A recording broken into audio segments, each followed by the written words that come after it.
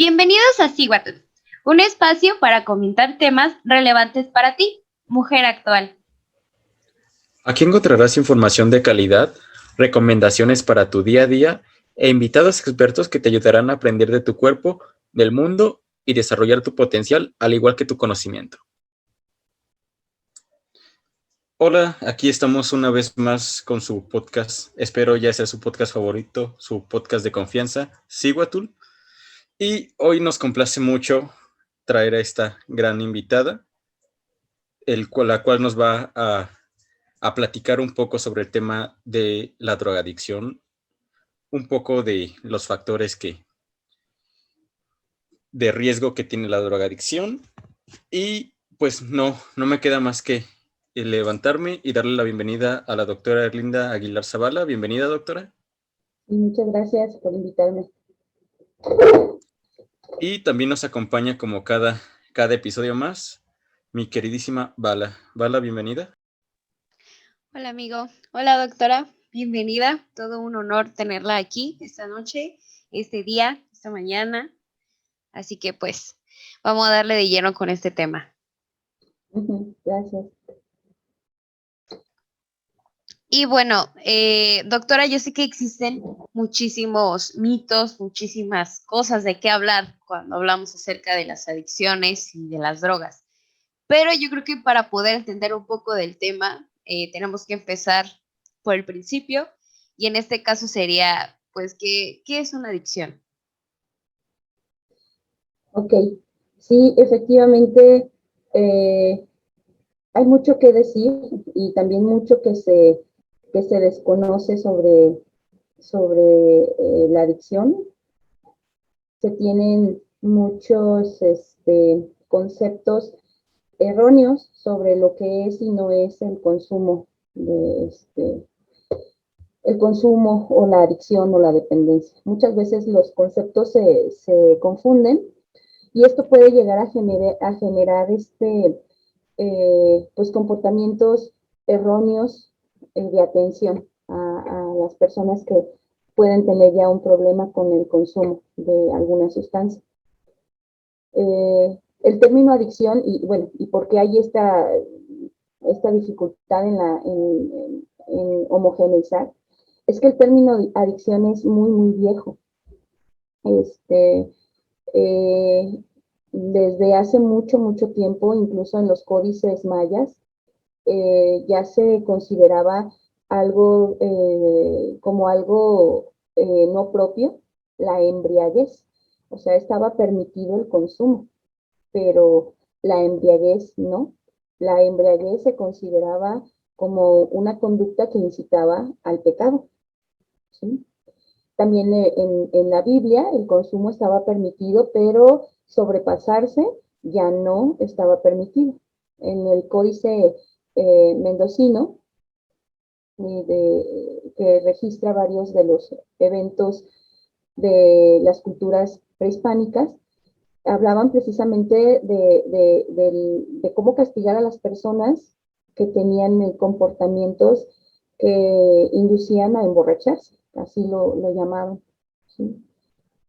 Fue hasta el siglo, más o menos como el siglo XVII, cuando el consumo intenso de alcohol se empezó a considerar como una enfermedad.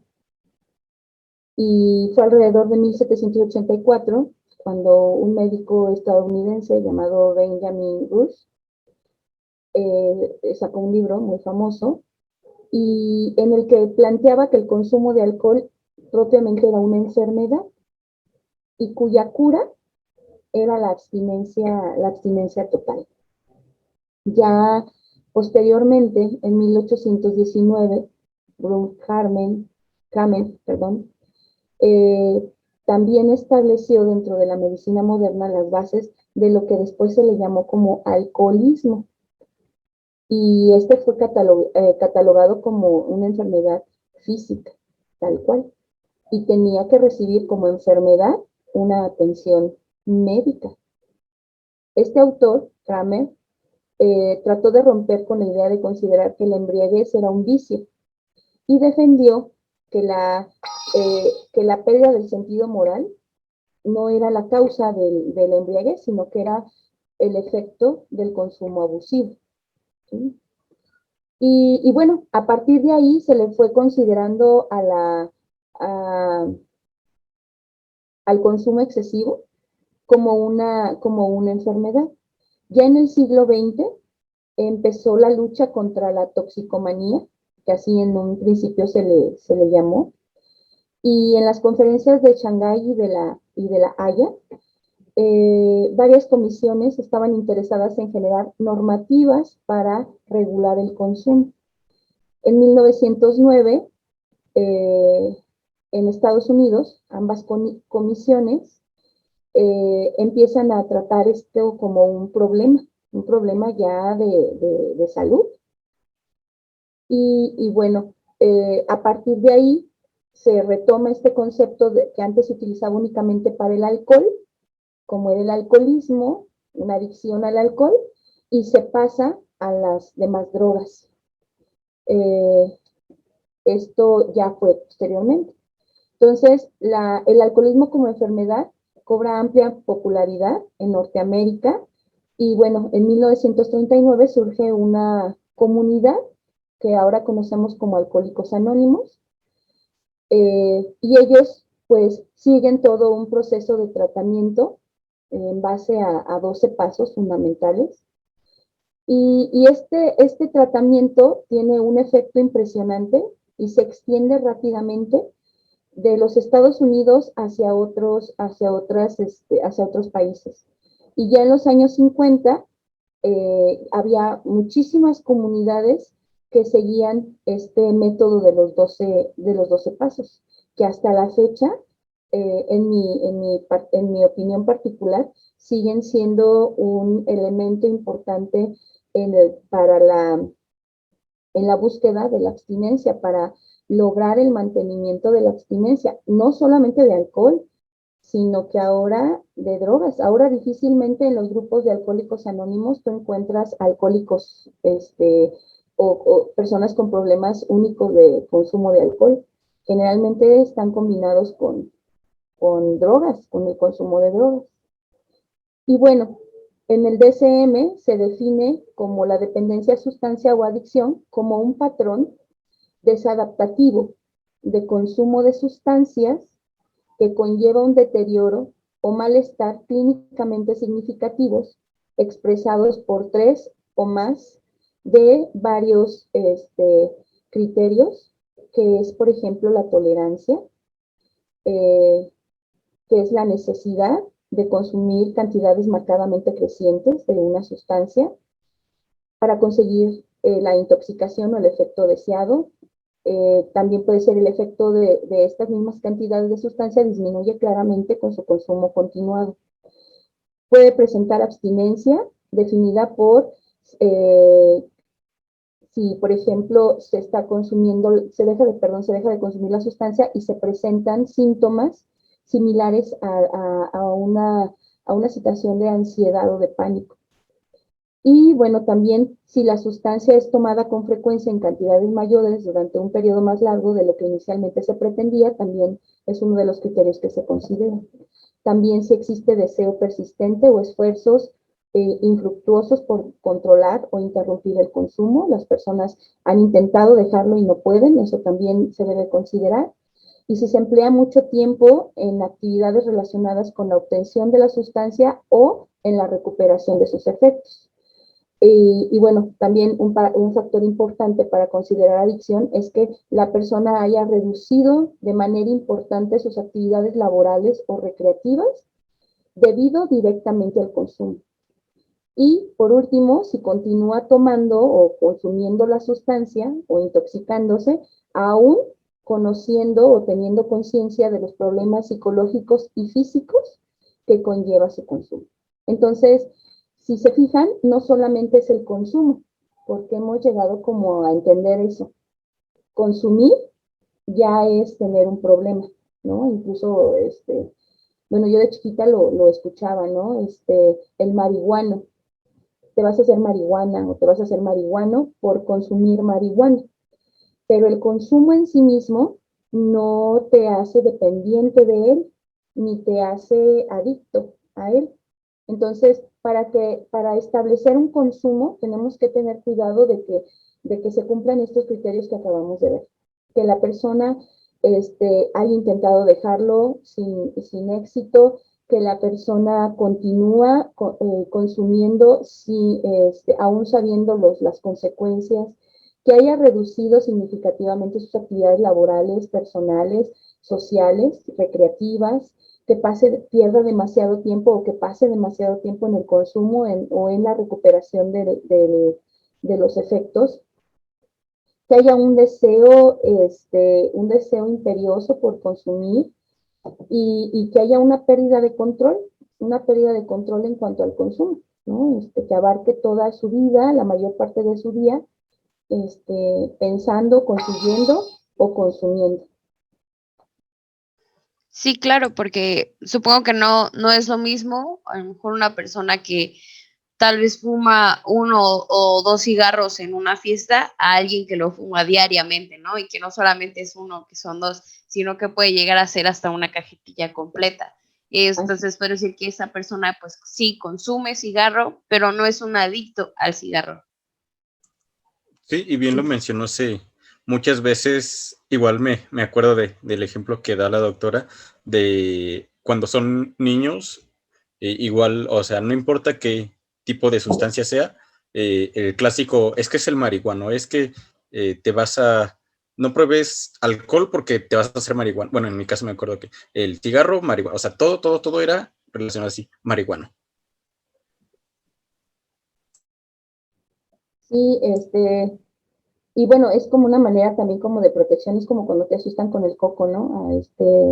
No, duérmete temprano porque si no te va Sí, a salir el coco, es como son objetos punitivos, ¿no? Que te dicen como para que eh, controles tu comportamiento. Pero sí, se maneja tanto que dicen por ahí que una mentira repetida varias veces algunos lo consideran como algo, como una verdad.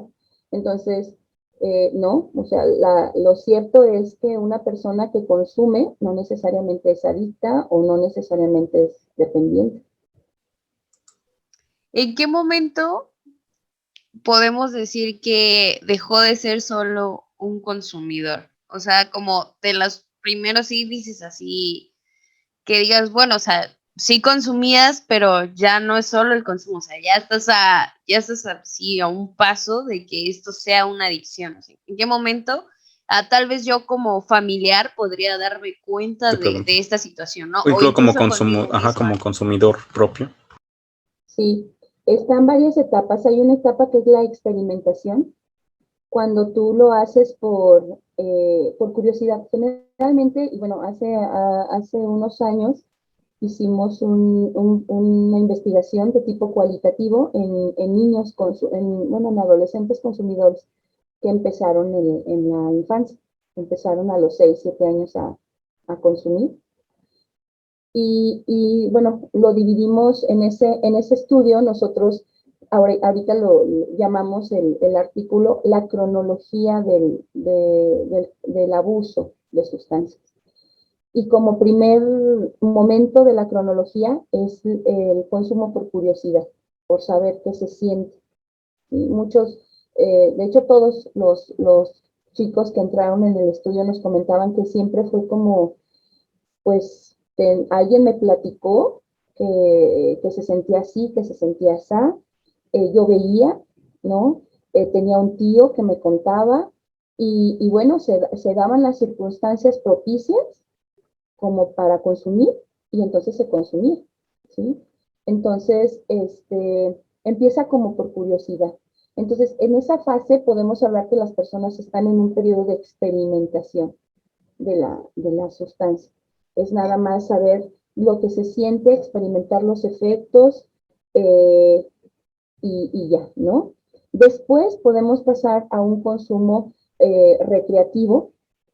El consumo recreativo tiene que ver como cuando tú dices, oh, me voy a aventar una serie, ¿no? Entonces, ¿por qué te vas a sentar a ver la serie? Pues porque tienes tiempo, porque estás aburrido, porque quieres darte un espacio dentro de tus actividades laborales, educativas, lo que estés haciendo, ¿no? Y entonces ese es un consumo recreativo, o sea, lo consumes cuando tienes, pues, espacio dentro de tu día para hacerlo.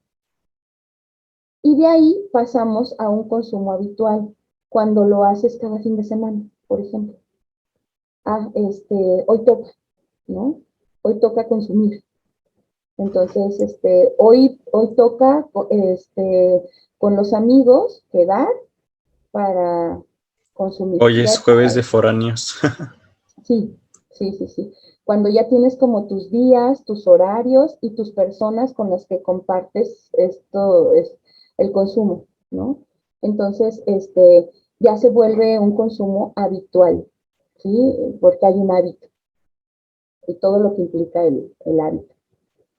Y, y posteriormente puede llegar a un proceso de abuso o de adicción cuando pierdes el control. Yo creo que el punto álgido de brincar esa delgada línea entre el consumo habitual y la adicción es precisamente cuando pierdes el control. Cuando en tu pensamiento hay, en tu mente, solamente hay pensamientos sobre el consumo, ¿sí? Y solamente estás pensando en consumir y en lo que tienes que hacer para consumir, en preparar el espacio, en preparar los insumos para consumir.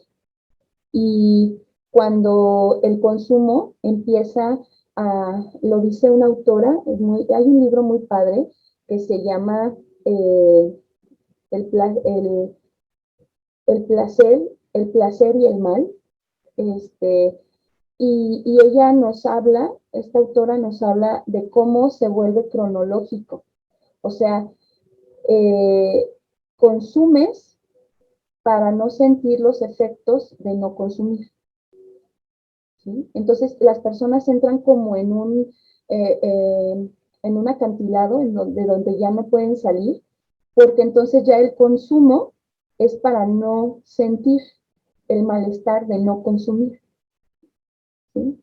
Cuando el consumo te satisface tus necesidades más básicas de no sentir malestar, ¿sí? Sí, se hace como un ciclo, ¿no? Uh-huh. Entonces, invade tu vida, o sea, invade tu vida, invade tu día y solamente vas y la autora menciona que te balanceas entre el consumo y el malestar de no consumir. Y tu día se va en eso, el consumo y el malestar de no consumir, el consumo y el malestar de no consumir. Entonces, es un círculo vicioso constante, ahí ya perdiste el control. O sea, ya no hay, ya entraste en una trampa muy difícil de la que puedes salir sin ayuda, ¿sí? Entonces, creo que esa parte es importante. Y fíjate que eso es bien importante porque ahora que estuve trabajando con los grupos de Alcohólicos Anónimos y anexos, porque tienen anexos, en una ocasión, en un grupo de Alcohólicos Anónimos en el que estábamos trabajando, me piden ver a una niña de 16 años que la tenían en el anexo. Y entonces cuando la evalúo, pues la chica no tenía adicción, tenía un consumo experimental, tal vez habitual incluso ya, pero imagínate, o sea, ya la tenían con los anexados, o sea, ya la tenían con personas que ya tenían problemas hasta de problemas mentales fuertes como de psicosis, esquizofrenia, etcétera, que ya se había complicado por el encierro, hay un pacientito catatónico que ya en ese mismo centro, que ya llevaba 2 años ahí. Entonces, esa niña no tendría por qué estar ahí. Entonces, sus familiares decidieron internarla en el centro porque no sabían qué hacer con ella, porque ya tenían toda esta idea este, los padres entran en pánico, porque tienen toda esta idea de mi hija ya se hizo viciosa, ¿cómo le quitamos? Y entonces genera ahí un choque tremendo entre ellos, y entonces no sé qué hacer, no puedo hacer nada, no me respetas, ve que alguien solucione este problema, que generalmente son estos centros, pero lo que yo les comenté fue, esta niña no tiene que estar aquí, porque no es adicta, no tiene un problema, no tiene un trastorno por consumo de sustancias, todavía no. Entonces, sí necesita ayuda, pero no está. Entonces, sí es importante poderlo difundir, porque luego hay mucha confusión cuando los padres se enfrentan a que sus hijos consumen, ¿no? Y los empiezan a clasificar y a satanizar y se pueden llevar a lastimar no solamente relaciones familiares, sino también lastimar pues la salud y la personalidad de quien está siendo hostigado por el consumo. Sí, y precisamente ese es el objetivo del episodio de hoy. O sea, sí, el podcast está enfocado hacia la mujer, pero no es algo que sea exclusivo para la mujer. Si tu hermana, si tu hija, si tu hijo, si tu papá estás escuchando esto, pues ahora sí para que, no porque inclusive tengan ese consumo habitual, quiere decir que ya tal cual es un alcohólico, un drogadicto, que no por consumir recreativamente, pues aún no sobrepasa ese.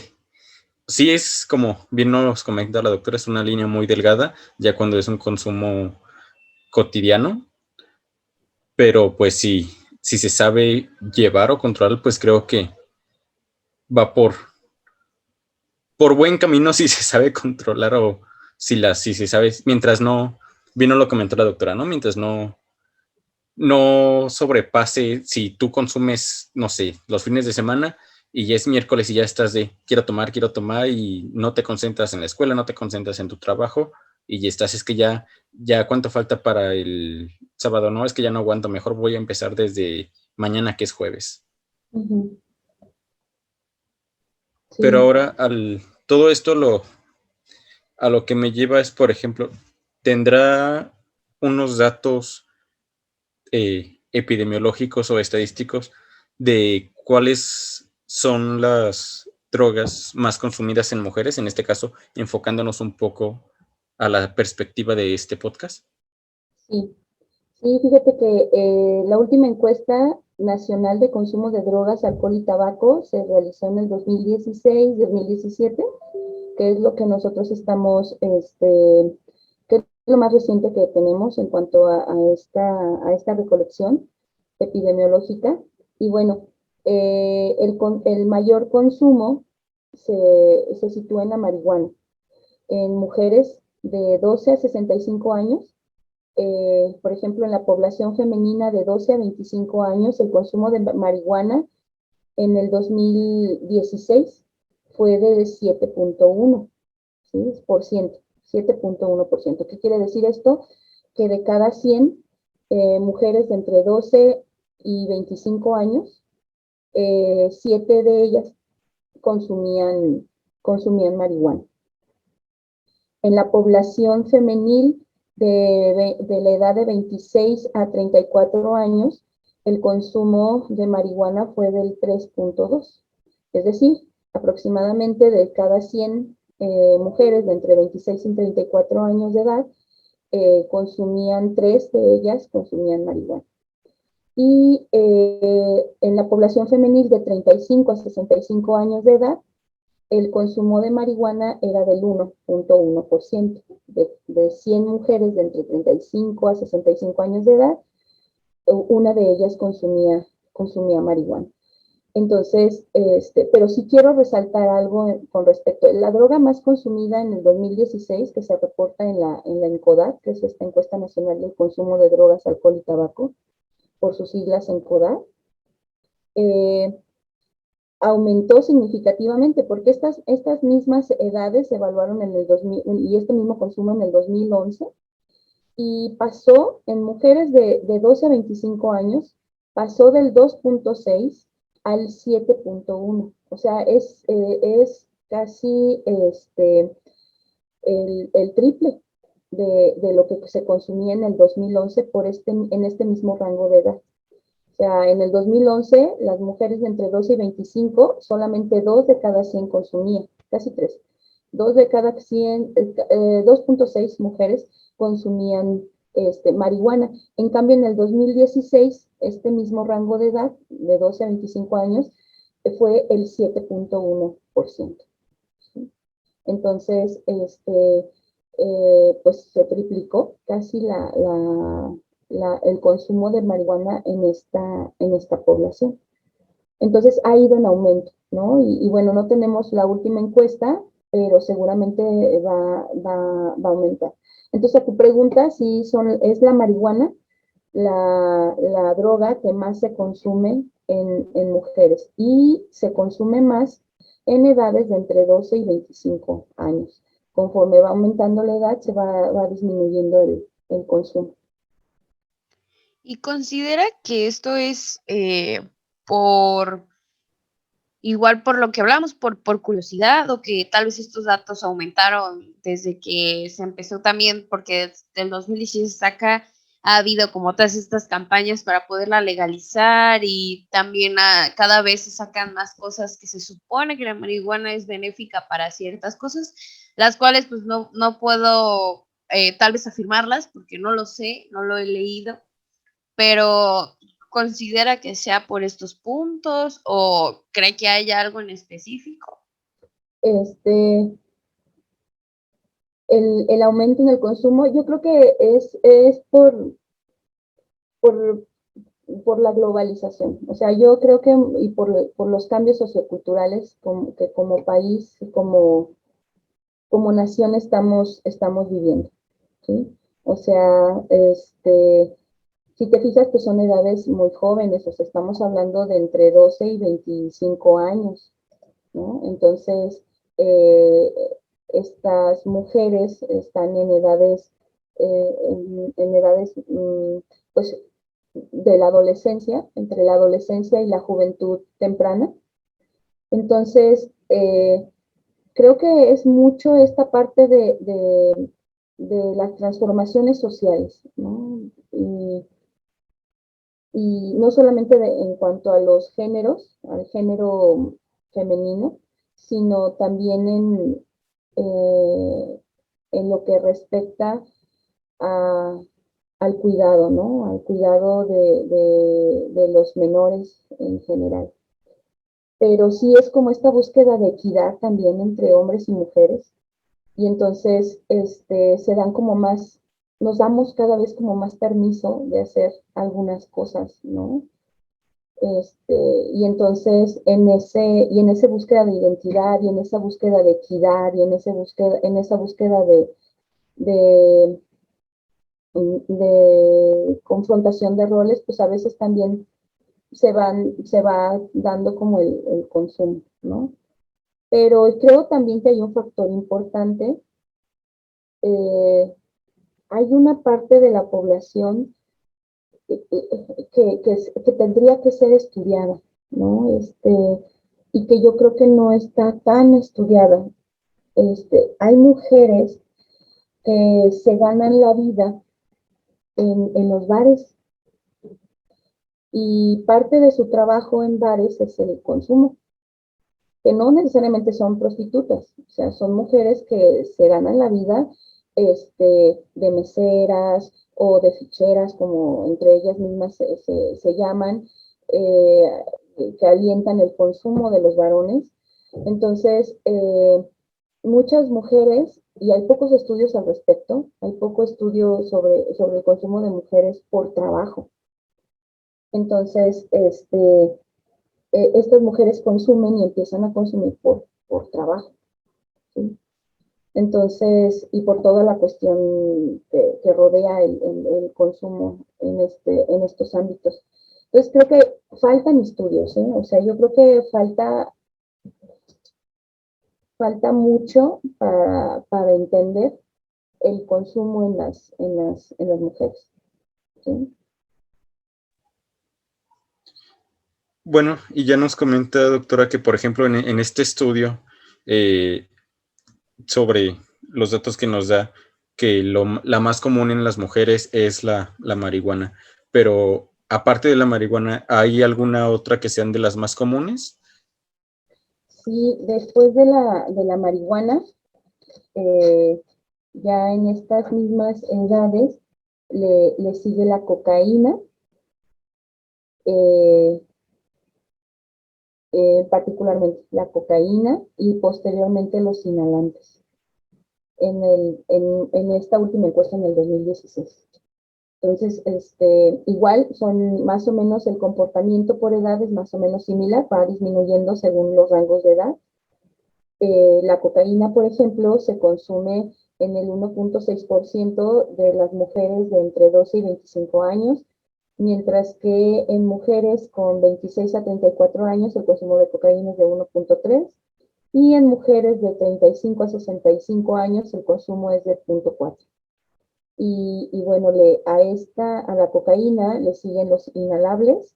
En el rango de edad de 12 a 25 años el consumo es de 1.4. En el rango de edad de 26 a 34 años en mujeres, ahí disminuye significativamente del 0.1 y continúa como 0.1 en el rango de 35 a 65 años de edad. Son las drogas que más se consumen en las mujeres en el 2016. Yo creo que en la siguiente encuesta va a haber un aumento muy significativo en el consumo de las anfetaminas, o sea, de lo que es el cristal, porque de verdad ha tomado un auge muy importante, no solamente en población masculina, sino también en población femenina. En esta encuesta del ENCODAT 2016-2017 no se alcanza a ver todavía.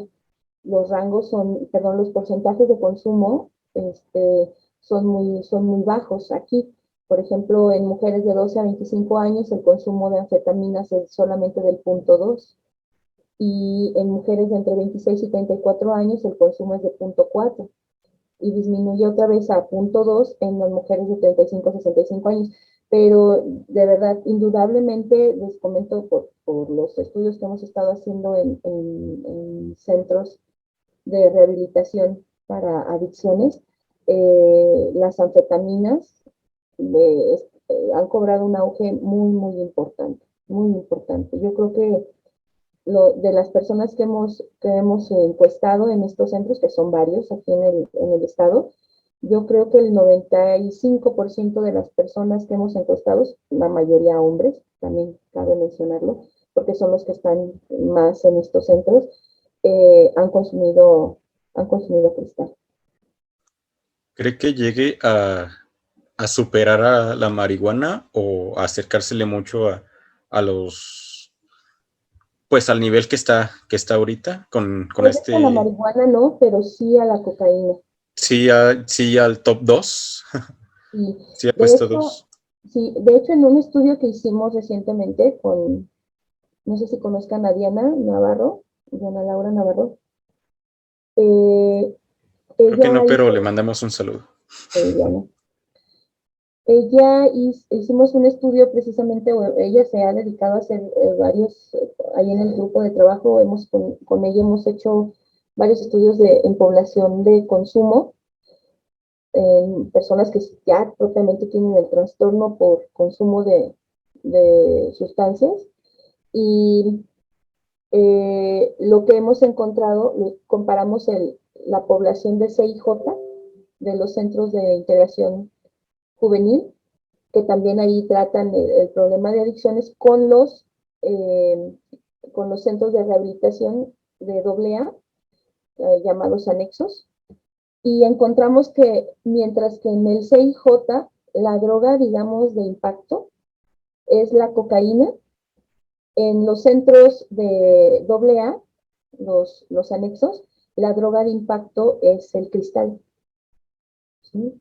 Entonces es como una cuestión también, este, yo creo que está socioeconómica, ¿sí? Porque también encontramos que los niveles socioeconómicos eran mejores en las personas que se atendían en los centros de integración juvenil, en comparación con las personas que se atendían en los centros de rehabilitación de AA, donde pues la población a la que atendían eran pues de recursos bajos. Pero sí la droga de impacto en estos centros era el cristal. ¿Y el cigarro o el tabaco en general entra dentro de este estudio? ¿De cuál? Perdón, ¿de cuál estudio? Precisamente del que estamos hablando. ¿De la encuesta o Ajá, del, bueno, de ambas, tanto de donde estamos sacando los datos de la epidemiológicos. encuesta? Ujú. Ok, ¿Entra el sí, tabaco ahí? el ¿Y, tabaco, y alcohol también? sí. Esto es en cuanto al consumo de drogas, lo que les acabo de mencionar. El, el, el consumo de alcohol tiene como toda una, mm, como todo un, ¿cómo se le puede llamar?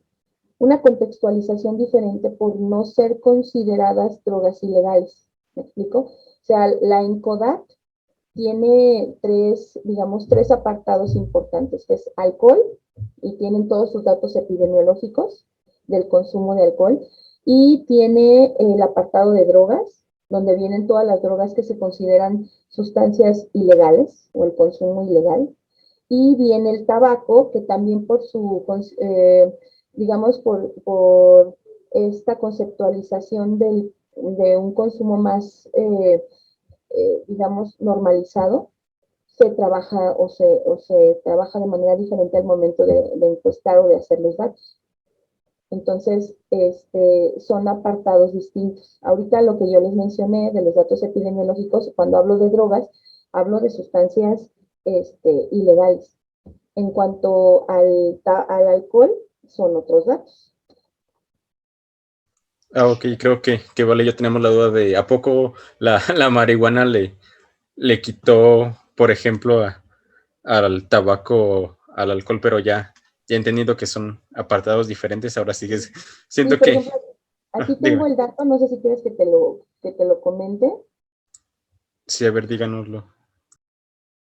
Sí, el consumo es mucho más alto. Un consumo excesivo en el último año, en el 2016, está dividido eh, por zonas de la República Mexicana y nosotros nos toca el centro. Entonces, en el centro, en la zona centro del país, el consumo era del 22%. O sea, de cada 100 personas, mujeres, de cada 100 mujeres de entre 12 y 65 años, 22 de ellas consumían alcohol, ¿sí? De manera excesiva, menciona la encuesta.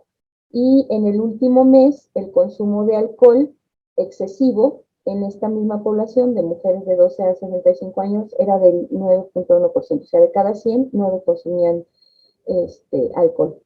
Entonces, pues si te fijas, son cifras diferentes. Sí, porque cuando mencionamos esta parte de qué drogas eran las que más eran consumidas por las mujeres, yo cada vez, igual puede ser porque cada vez pues te haces más grande, creces en edad y tus grupos son cada vez personas más grandes, ¿no? Entonces te das cuenta que estas personas es muy común que fumen todos, ¿no? Tal vez mis grupos a lo mejor sea, quién sabe, quienes digan, no, pues entonces con quién te juntas, ¿no? Pero a mí sí me pasa que cada vez es más común para mí ver que mis amigas fumen, ¿no? Entonces Sí. por eso me quedé así de, ¿será?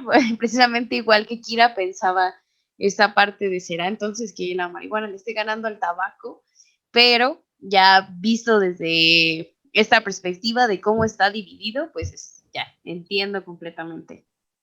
Sí, y bueno, sí, el consumo es impresionante. También, así como hace rato lo mencionábamos, por ejemplo, en la zona centro, que es donde entra nuestra región de Guanajuato, el consumo en el 2011, o sea, hace 5 años atrás de cuando se hizo la encuesta de la ENCODAT en el 2016, el consumo era del 15.6%.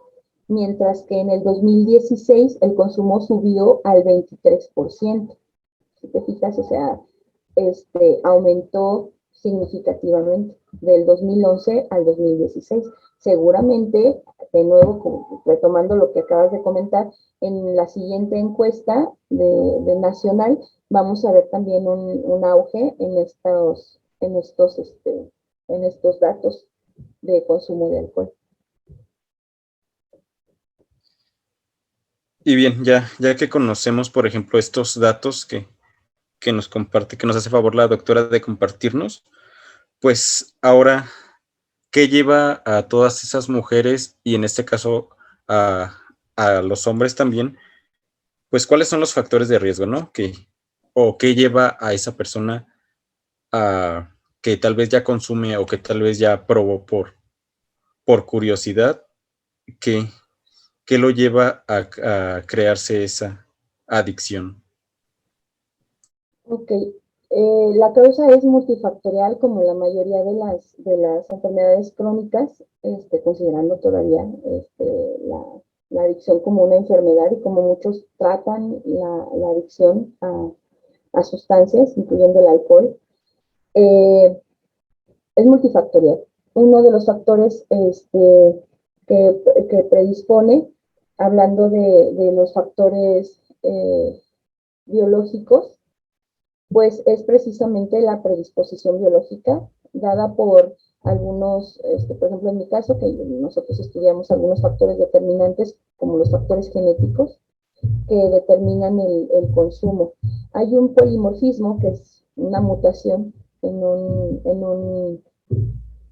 un gen específico que codifica para el receptor de dopamina, el DR4. Este polimorfismo, que es una mutación, un polimorfismo es una mutación en la secuencia normal del gen. Este polimorfismo se da porque hay una sección del gen que se repite varias veces. Se han encontrado hasta 15 veces esta misma secuencia repetida a lo largo del mismo gen. Eso digamos que no es normal en términos genéticos que una secuencia se repita tantas veces. Entonces, hay personas que tienen, vemos personas que tienen, o hay personas que tienen una repetición, 2 repeticiones, 3, 4, y hay personas que tienen hasta las 15 repeticiones, ¿sí? Lo que se ha visto en estudios es que a mayor número de repeticiones, arriba de 6 repeticiones, a partir de 7 repeticiones de la misma secuencia a lo largo del gen, se predispone el sujeto al consumo excesivo de sustancias, las que sean, o a tener comportamientos adictivos, ¿sí? Precisamente porque este receptor de dopamina, que por la mutación no estaría funcionando debidamente, se encuentra en la corteza prefrontal, donde bueno, está ligado con todo el sistema de recompensa y con todo, con la señalización de dopamina, con la vía dopaminérgica. Entonces, al estar conectado con la vía dopaminérgica, con el sistema de recompensa, con la elaboración de juicios y toma de decisiones, entonces predispone muchísimo a que una persona con tantas variantes en su secuencia genética se vuelva adicto y una vez que ya es adicto, tenga mayor dificultad para dejar el consumo por la misma situación.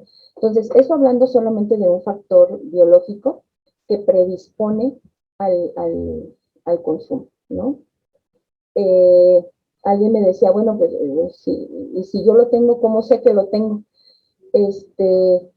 Bueno, esto va ligado a comportamientos impulsivos, ¿no? Si somos personas impulsivas, si somos personas con poco control de impulsos, con poco control inhibitorio, que es una habilidad cognitiva, seguramente eso es una manifestación precisamente de esta predisposición. Por eso es que en el DSM-5 Hay una correlación directa entre los trastornos de personalidad antisocial que tienen que ver con todo con esta falla en el control de impulsos, relacionado, está altamente relacionado, y lo especifica incluso en el DSM, está altamente relacionado con el consumo de sustancias. O sea, generalmente los trastornos de personalidad antisocial están directamente relacionados con el consumo de sustancias, ambos por patrones, por patrones de poco control de impulsos. De hecho, ahorita tengo un pacientito que estoy atendiendo que precisamente tiene un trastorno por atracón y tiene un trastorno por consumo de alcohol grave. El trastorno de atracón también es grave por la frecuencia en la que se presenta. Y viendo, viendo todos sus antecedentes y haciendo todo el análisis del caso, es una falla importante en el control de impulsos. ¿Sí? Y también tiene trastorno de personalidad antisocial, o sea, tiene trastorno de personalidad antisocial, tiene trastorno por consumo de alcohol grave y tiene trastorno por consumo, por atracón grave. Entonces, estas tres connotaciones hablan precisamente en una falla, de una falla importante en el control de impulsos, ¿sí? Y bueno, ya, qué tanto fue el ambiente y qué tanto fue lo genético, pues es complicado hacer un análisis desde la parte clínica. Y bueno, nosotros lo sabemos, pero para que a la audiencia que nos escuche sea un poco más entendible, ¿podría explicarnos nada más lo que es esta parte del atracón o a qué hacemos referencia con el atracón? Ok. El trastorno por atracón es muy similar, se parece mucho a lo que es la bulimia nerviosa. El atracón por sí es definido por un consumo excesivo de comida en un periodo de 2 horas. O sea, durante un periodo de 2 horas, la persona consume de manera excesiva alimentos. Eso es un atracón. En la conducta, en la bulimia nerviosa, el atracón va seguido de una sensación de culpa y de conductas compensatorias, ¿sí? Muchas de estas conductas compensatorias pues es el provocarse el vómito, el consumir laxantes o el hacer ejercicio de manera excesiva. Entonces, eso es la bulimia. La diferencia con el trastorno de atracón, así denominado, es que solo no se presentan conductas compensatorias. Sí existe la culpa después del atracón, pero no hay comportamientos compensatorios. O sea, la persona no tiene ninguna conducta para compensar el consumo. Sabe que lo hizo, se siente mal por el consumo, pero no hay conductas compensatorias.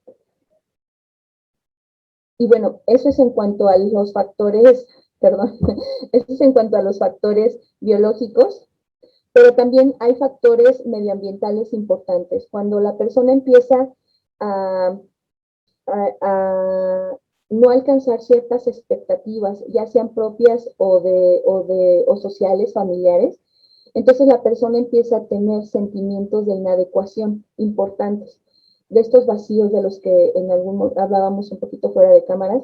Entonces empiezan a generar vacíos internos, vacíos de insatisfacción y de inadecuación, ¿sí? Entonces, estos vacíos generan molestia, generan sufrimiento, y entonces muchas veces esto es compensado precisamente con el consumo, ¿sí? Porque entonces ahí es donde se encuentra con un espacio de recreación, con un ambiente de consumo, porque tiene mucho que ver también el ambiente social de consumo, que muchas veces se vuelve hasta la red, hasta su red social, ¿no?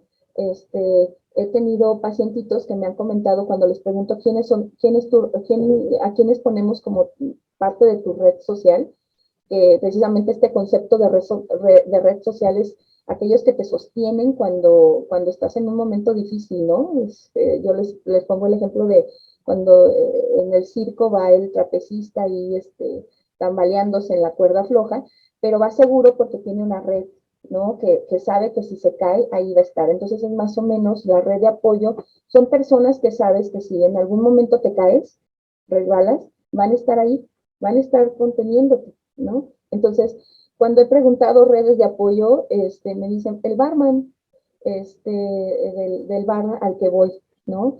O mi amiga, la que consume conmigo, ¿no? Con la que salgo a consumir. Entonces, muchas veces esas redes de apoyo se consiguen por la ausencia de tenerlas en el ambiente familiar, que es precisamente que ya de ahí viene también este poquito de vacío, en esta fractura a lo mejor familiar o disfunción familiar. Entonces se traslada a otros grupos sociales y generalmente están relacionados con el consumo. Entonces, de ahí es donde se toman las redes de apoyo. Entonces, estos vacíos que va dejando esta falta de cumplimiento o esta incapacidad o impotencia de cumplir expectativas a veces muy altas y a veces irreales, va generando sufrimiento, dolor emocional. ¿Y qué son cuáles expectativas? Bueno, se han relacionado con personas con fracasos escolares, personas con fracasos o rupturas amorosas o fracasos o rupturas socioeconómicas, etcétera. Entonces, eso provoca que se vayan generando estos vacíos que después se van llenando con el consumo. O bueno, eso se pretende. Sí, y en adolescentes puede ser, bien lo mencionó, ¿no? Esa parte del sentido de pertenencia, en lo que buscamos, en dónde encajamos, en lo que buscamos, dónde nos va mejor, con quién nos sentimos mejor, y pues dentro de querer encajar en algún espacio, en algún círculo, pues es esta parte, ¿no? De consumir por socializar, por presión social, que ya está fumando marihuana y fuma, ¿no? Por quedar bien, sí, por cualquier factor. Así es. Y yo creo que es por ello que muchas veces en la población adolescente es cuando aumenta y comienza el consumo, ¿no? Por esta parte del sentido de pertenencia y de saber dónde quiero estar y con quién me gustaría estar. Entonces, ya de ahí se desencadena todo esto que nos menciona, ¿no? Sí. Y si a eso le aumentas la felicidad, porque muchos de los que hemos encuestado nos han dicho es que se siente felicidad, te sientes feliz, esa felicidad comprada y esa felicidad que llevas, que puedes llevar en el bolsillo, ¿no? A la mano, cuando tú quieras. Entonces, si a eso le añades toda esta parte social de la que ahorita de la que comentas, Bala, sobre las relaciones sociales fuertes que realizas, más las sensaciones físicas que genera la propia droga, pues haces un cóctel maravilloso para hundirte precisamente en estas aguas. Sí, se van sumando todos estos factores y esto lo podemos, bueno, me queda mucho lo que dijo Bala, o sea, de la etapa adolescente, del sentido de pertenencia, y esto tal cual lo podemos ver reflejado en los datos que ya nos dio la doctora Erlinda, o sea, de esta encuesta, de cómo va de los 12 a los 20 y tantos, o sea, cómo va en aumento y poco a poco, pues ya cuando vas creciendo, que vas desarrollando esta personalidad, va disminuyendo, ¿no? O igual Yo cuando lo voy relacionando así. Dime, Bala. Sí, o igual cuando vas teniendo tu propio criterio, ¿no? De lo que para ti está bien y está mal. O sea, ya no es solo para los demás, es para mí como persona qué está bien y qué está mal, ¿no? A lo mejor sí, en la adolescencia consumí bastante, pero ahorita a lo mejor ya no, o tal vez ya no lo hago, o tal vez lo hago mucho menos, ¿no? Pero porque sé que ya no me beneficia o ya no hay algo Ya de no por tienes medio que me que, obligue. ajá, ya no te sientes presionada, ya no tienes que quedar bien con nadie, ya sea que lo consumas de manera medicinal, recreativa o por cualquier cosa que sea el consumo, pero ya es, pues ahora sí, tu decisión ya no es como que, por quedar bien con el amiguito, con el primo, con el hermano. O hasta con la pareja, ¿no? En ese entonces, en ese momento. Claro. Y todo lo que acaban de decir ustedes se resume precisamente en la maduración de la corteza prefrontal. Que precisamente después de los 21 años es cuando ya tenemos como todas las conexiones maduras como para tomar estas decisiones tan conscientes como lo que ustedes, o sea, lo que ustedes ahorita están mencionando. En la adolescencia estas toma de decisiones o estos comportamientos no son tan conscientes porque no nos lo permite la inmadurez de nuestras conexiones neuronales a nivel de la corteza prefrontal.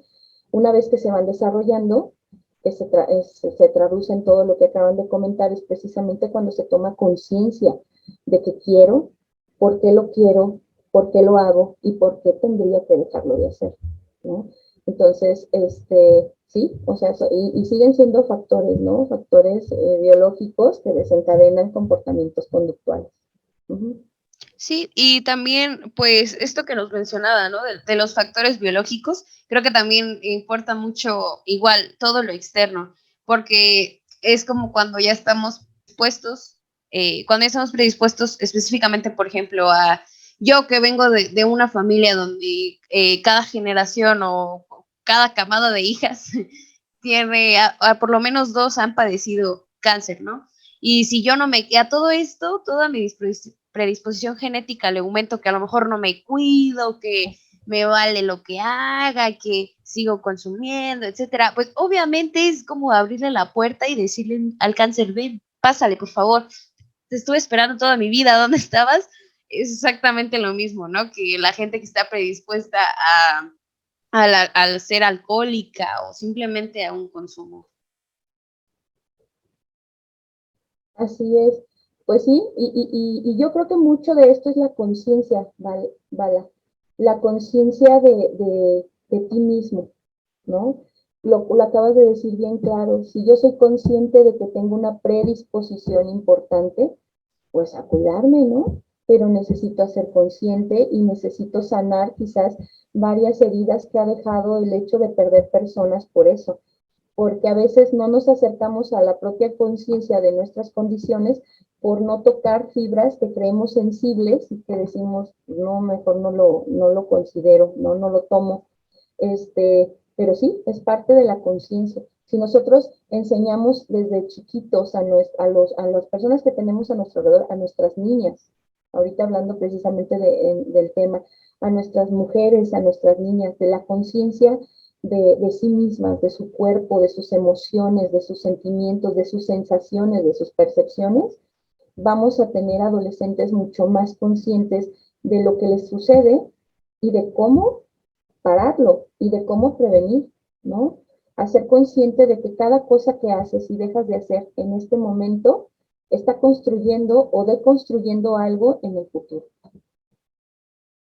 Y bien lo mencionas, Bala, en muchas veces el consumo inclusive llega a ser por la pareja o en pareja, ¿no? O la misma mujer que pues se ve más, ¿no? Que consume su novio y ella empieza como que a meterse a este mundo, o inclusive viceversa, o sea, la mujer consume y el novio empieza a meterse en este mundo. ¿Qué nos puede contar, decir o explicar de esto, doctora? Sí, si ya de por sí las relaciones de pareja son bastante complicadas, el hecho de compartir o de tener una convivencia basada en el consumo la vuelve mucho más complicada en sí, porque el consumo pues va acompañado de una codependencia importante entre estas dos personas, pero también en juego con la droga, o sea, con el consumo de la sustancia. Yo te decía, en este libro, de verdad es fabuloso el libro, se los recomiendo leerlo, ¿no? Si tienen en algún momento oportunidad. Se llama El placer y el mal, la filosofía de la droga, muy padre de leer, está muy ágil.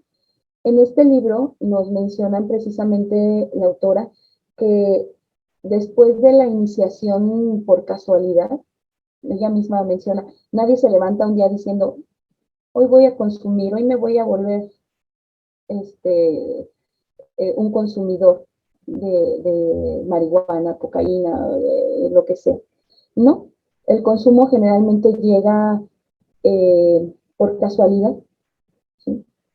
Entonces, pero una vez que pasas el proceso de la casualidad eh, y encuentras un otro, ya sea que la relación haya iniciado por el consumo o dentro de la relación se haya consolidado el consumo, se vuelve una cronología mucho más apremiante que cuando el consumidor es un consumidor, entre comillas, solitario, ¿no? Porque ya no nada más es pasar entre los efectos lo que hace rato mencionábamos, de los efectos del consumo y los efectos del no consumo. O sea, esta danza entre consumo para no sentir los efectos de no consumir y bueno, cuando dejo de consumir tengo que volver a consumir y así, sino que también entra en juego el consumo del otro, porque te haces responsable del consumo y del malestar del otro. O sea, ya no nada más lidias con tu malestar eh,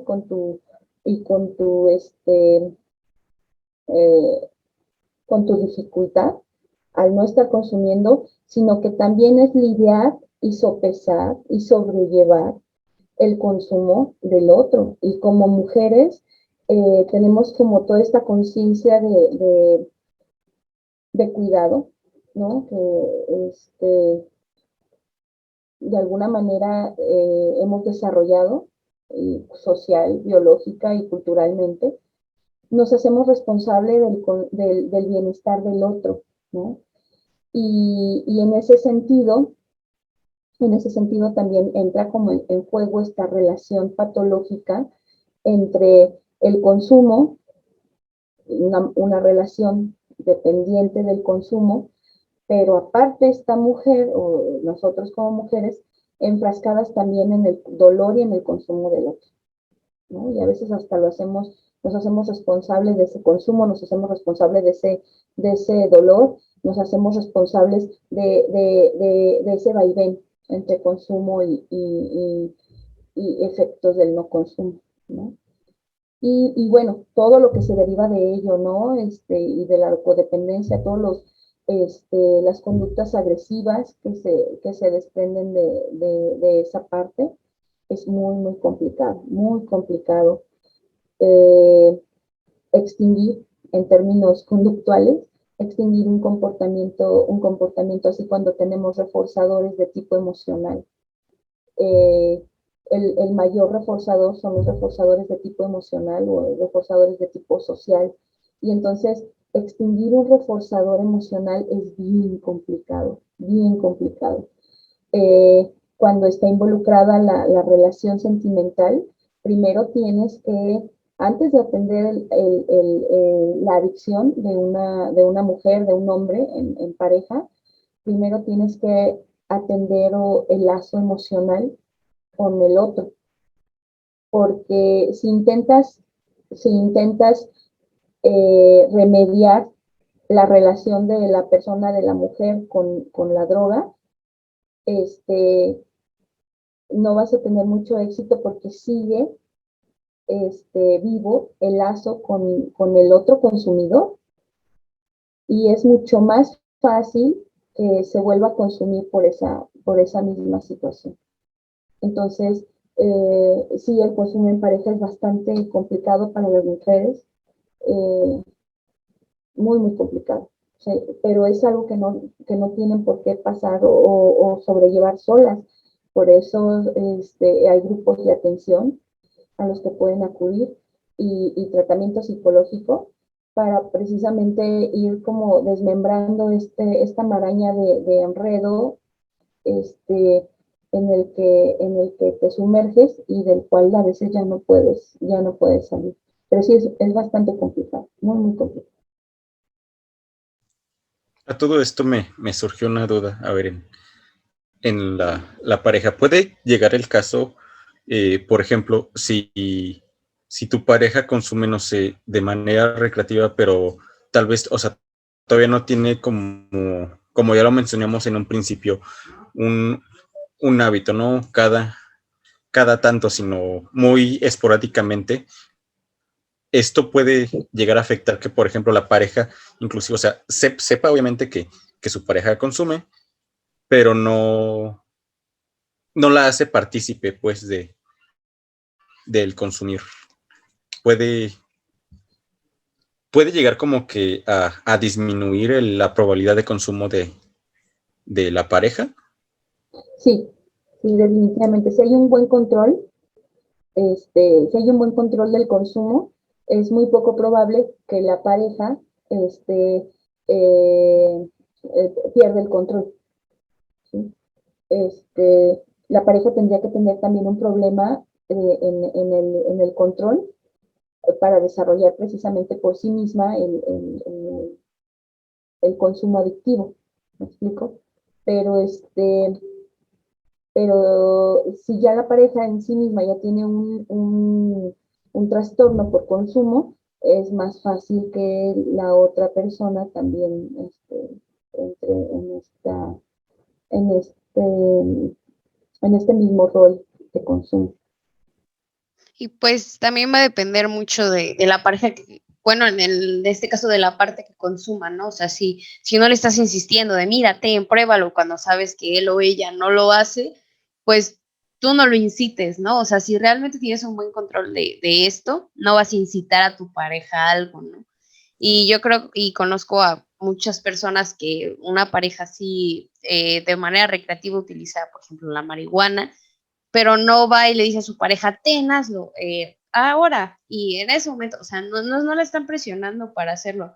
O incluso cuando sale con sus amigos precisamente vamos a echarnos un cuadro o lo que sea, pues es como, oye, voy a ir con mis amigos, voy a hacer esto, y luego te veo. O sea, no la llevas tampoco o no lo llevas tampoco a este tipo de ambientes donde sabemos que tal vez se le va a obligar de cierta forma a por lo menos probarlo. O que se sienta ella misma o él mismo con esa presión social, ¿no? Que como ya lo mencionamos con estos factores, o sea, inclusive hasta cierto punto, o sea, pues tú conoces a tu pareja, ¿no? Si sabes que no le gusta consumir, que no le gusta ese tipo de, que está bien, te ama, te quiere y te acepta si tú consumes de manera recreativa, pero eso no, que uno mismo sabe que hasta respetar esos límites, ¿no? Esos límites como pareja pues es que yo sé que a mi pareja pues no le llama la atención, o sea, bien lo dijo Bala, no vas a estar ahí como cuchillito de palo insistiendo de que consuma o pruebe o haga o deshaga. Sí, claro. Sí, el problema, te digo, es cuando ya los dos traen un problema de consumo fuerte, ahí sí ya se complica mucho más la relación. Pero sí, por supuesto que puede ser que uno, y es muy frecuente, ¿no? Que se tenga como un trastorno por consumo de alcohol, por ejemplo, y la mujer no consume. O sea, o el hombre tenga un trastorno por consumo de alcohol y la mujer no consume, ¿no? O viceversa, porque hay un buen control por parte de la otra persona. Entonces, sin embargo, lo que sí hay que entender, porque también muchas mujeres asumen que es su responsabilidad el ayudar, así lo dicen, ¿no? Yo te voy a ayudar a dejar el consumo. Hay que entender que el salir de un problema tal de este tipo como adicción, pues no es algo que resuelva otra persona por nosotros. ¿Me explico? O sea, en este caso, esta mujer tendría que trabajar con el otro, pero solamente para que busque ayuda. No es su responsabilidad, porque entonces entramos como en esa fantasía de que yo te voy a cambiar y conmigo vas a ver que vas a salir y no te toca. O sea, tal vez lo único que puedes hacer es ser esa red de la que hace rato hablábamos. Aquí estoy, échale ganas. Bueno, ya no vamos a hablar de ganas, pero sigue tu camino, esfuérzate por superar el problema que tienes y yo estoy aquí abajo. Aquí estoy por si te caes. Ese es mi papel. Sí, ¿no? Y muchas veces se comete el error, ¿no? De querer ser más que solo una red para cuando caiga es querer ser el monociclo por el que pases, ¿no? Y Así pues es. en realidad tampoco se trata de eso, porque al final lo único que va a pasar ahí es que te va a terminar llevando a ti también. Y tal vez no hablando específicamente de las drogas, sino de algo peor, que sería ya emocionalmente hablando. O sea, te va a arrastrar y pues te va a destruir en ese aspecto, porque es una carga emocional. O sea, es bastante fuerte el tener que cargar con tus problemas y encima cargar con los de él, que no son cualquiera. O sea, estamos hablando de un grado de adicción, o sea, algo que realmente es pesado, que realmente es algo fuerte, ¿no? Tener que cargar con tus problemas y con los de él, que son pues bastantes. Inclusive esto no solo con adicción, sino inclusive pues esa tipo codependencia de cómo la mujer mexicana tiene mucho a esto a este, a esta protección, a este cuidado, de que, pues ahora sí, si estás mal, pues yo te rescato, yo soy tu salvavidas, Ujú. y pues como bien lo comentaba, o sea, no solo te cargas pues tus problemas personales, sino ahora sí, inclusive hasta le quitas al otro peso y responsabilidades, Así y es. pues ya te las achacaste tú. Así es, y entramos en un proceso que era también muy complicado, este, eh, del que es difícil luego salir, uno mismo como mujer salir de ese espacio, ¿no? Este, de, ya no te das cuenta de cuándo realmente son tus problemas y cuándo realmente son del otro, ¿no? O sea, hace ahí una maraña horrible, pero sí lo que tenemos que entender es que es responsabilidad. La salud mental, así como la felicidad y cualquier cosa, la salud mental es responsabilidad de cada quien. Entonces yo no puedo cambiar a nadie que no quiera cambiar, ¿sí? Si el otro no tiene conciencia de enfermedad, si el otro no tiene conciencia de que está mal, yo no puedo hacer absolutamente nada para cambiarlo, ¿no? Entonces, ni como psicólogos tampoco, ¿no? Muchas veces nos llevan me ha tocado muchas veces, y lo digo por experiencia, que llegan mujeres hablando de la adicción del marido, como si hablando con el psicólogo van a poder ayudar al marido. Y pues no, o sea, ese es un proceso que el marido tiene que resolver, o sea, no lo va a resolver a partir de la atención de la señora, ¿no? Entonces, y parte del trabajo terapéutico con estas mujeres es hacer conciencia de que no pueden hacer mucho si el otro no tiene conciencia. ¿Qué se puede hacer? Tomar decisión, o sea, tomar una decisión consciente de, aún así con el problemón que trae de adicción, ¿quiero seguir en esta relación o no? Eso es lo que hay que trabajar, pero no la adicción del marido, o sea, no se puede así. Cada quien tiene que hacer su propia conciencia de enfermera. Me da mucha tristeza decir esto, pero ya se nos está acabando El tiempo. el tiempo de este episodio más. Así que, doctora, algo que le gustaría decirle, compartir a todas y a todos nuestros oyentes de este bonito podcast Ciguatl. Sí. Pues me gustaría comentar acerca pues, del dolor un poquito, de la parte de muchas veces las personas comienzan a consumir para evitar dolor. Eh, Déjame tomarme unas copitas para no sentir lo que estoy sintiendo, déjame echarme una fumadita para alejarme un poquito de lo que estoy sintiendo. Entonces, hemos aprendido a evitar el dolor como sociedad. Entonces, en la medida en la que podamos hacernos conscientes de nuestro dolor, saber las razones y el origen de nuestro dolor y saber que tomamos decisiones o que podemos tomar decisiones para cesar el dolor, eso nos va a ayudar mucho a alejarnos cada vez más de conductas desadaptativas como es el consumo de sustancias. Entonces, hace rato lo hablamos, esta parte de la conciencia, hay que fomentar conciencia. conciencia personal, conciencia social. Y yo creo que eso nos va a alejar como sociedad y como seres humanos de este tipo de comportamientos que a lo mejor nos dan un placer momentáneo, pero a la larga nos traen consecuencias negativas, ¿sí? Entonces, pues, y nada, pues hay que seguir adelante y, bueno, que hay que en estos momentos, si alguien tiene un problema complicado con el consumo o con su comportamiento adictivo, no es algo que tiene que sopesar solo. Hay lugares, instituciones y servicios que pueden brindarle una ayuda significativa para seguir adelante sin este tipo de problemas. Y bueno, pues muchísimas gracias por la invitación a este podcast. Esta es la primera vez que hago uno y les agradezco y me da mucho gusto y me da mucho orgullo que lo esté haciendo con ustedes, de mi querida Universidad de Guanajuato. Pues, doctora, la verdad es que el placer es todo nuestro, Es totalmente nuestro. tenerla aquí, y pues la verdad es que ya era justo y necesario, ¿no? Bien se los mencionábamos antes, va a llegar un momento en donde vamos a comenzar a hablar de temas que podrían llamarse fuertes, pero que son necesarios y que en algún momento necesitan escucharlo, ¿no?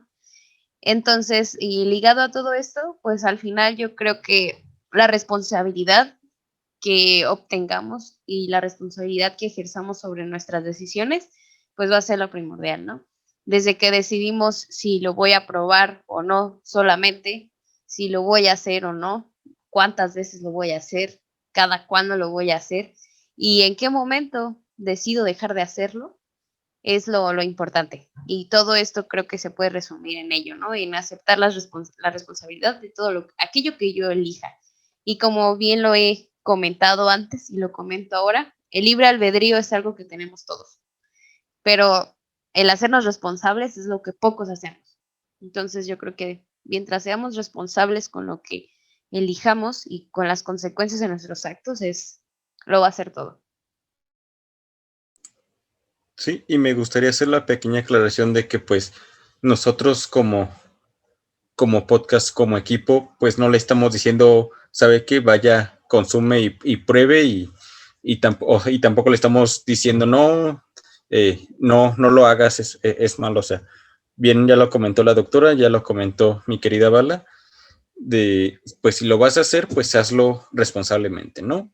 Si tú sabes o te han dicho que ya tienes un problema en esto, pues no te cierres, o sea, busca ayuda y pues no está de más tampoco si lo haces de manera recreativa, pues tampoco es que esté mal o esté satanizado. Y pues no queda más que, doctora, si nos podría dar algún contacto, si algún oyente, por ejemplo, le interesan sus investigaciones o inclusive se dedica también a hacer investigaciones y la quisiera contactar, pues de qué manera podrían contactarse con usted. Sí, gracias. Pues a través del correo, el correo institucional. Mi correo es h.aguilar@ugto.mx. Y bueno, también estoy en internet, en Facebook, como Erlinda Aguilar Zavala.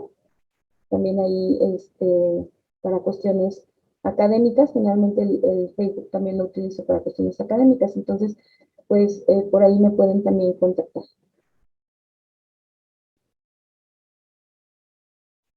Perfecto, muchas gracias, doctora. Y pues no queda más que despedirnos ahora. Muchas gracias otra vez, doctora, por aceptar haber estado aquí con nosotros, ya que dice que nunca había estado en un podcast. Entonces, pues qué orgullo para Cihuatl que haya sido con nosotros. Y no queda más que despedirnos. Pues Muchísimas, muchísimas gracias. muchísimas gracias, Bala, Kira. y felicidades por esta gran labor de difusión. Muchas gracias. Y pues nada. Muchas gracias. Y también gracias a ti, oyente, por quedarte al final de este, pues la verdad, muy interesante e informativo episodio. Y te esperamos el siguiente viernes para el próximo capítulo. Así que hasta luego. Aquí termina Síhuatl, pero pronto estaremos de vuelta.